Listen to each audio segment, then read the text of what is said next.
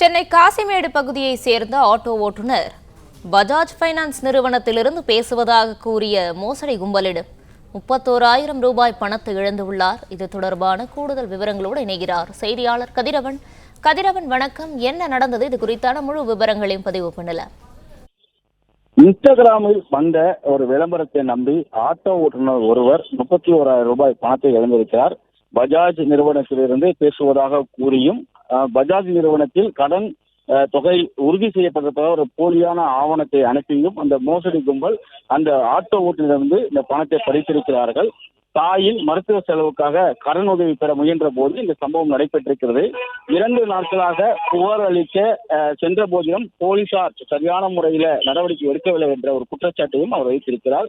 காசிமேடு பகுதியை சேர்ந்த ஆட்டோ ஓட்டுநர் விஜய் என்பதற்கு தான் இந்த சம்பவமானது நடைபெற்றிருக்கிறது. இன்ஸ்டாகிராம் மூலமாக வங்கி தனிநபர் கடன் வழங்குவதாக விளம்பரம் வந்ததாகவும் அதில் அவரது தாயாருக்கு உடல்நிலை சரிந்ததுனால கடன் வாங்கி மருத்துவ சிகிச்சை பெற திட்டமிட்டிருந்ததாகவும் தெரிகிறது. இதனால விளம்பரத்தில் வந்த தொடர்பு எண்ணையும் இவரது தொலைபேசி எண்களையும் பதிவு செய்திருக்கிறார். பின்னர் பஜாஜ் பினான்ஸ் பிரைவேட் லிமிடெட் என்ற நிதி நிறுவனத்திலிருந்து ஒரு பெண் ஒருவர் பேசியிருக்கிறார்.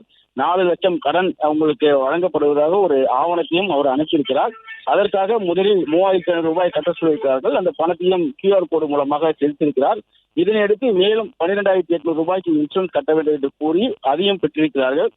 தாய்க்கு சிகிச்சை அளிக்க வேண்டிய கட்டாயம் என்பதனால கடன் வாங்கி அந்த பணத்தையும் ஆட்டோ ஓட்டுநர் விஜய் அந்த பெண் அனுப்பிய QR கோடு மூலமாக அனுப்பியிருக்கிறார். அப்படியும் கடன் தொகை அவருக்கு வழங்கவில்லை. சிறிது நேரத்தில் மீண்டும் இந்த பெண் பேசி GST வரி கட்ட வேண்டும் என்று கூறி 15,000 அனுப்பி அதையும் பெற்றிருக்கிறார். இவற்றையெல்லாம் பெற்ற பின்பு அவர்கள் கடனை தரவில்லை என்றும் கூறப்படுகிறது. பிளே ஸ்டோர் மற்றும் ஆப் ஸ்டோரில் இருந்து பாலிமர் செயலியை QR கோடு மூலம் பதிவிறக்கம் செய்யுங்கள். செய்திகளை உடனுக்குடன் பெறுங்கள்.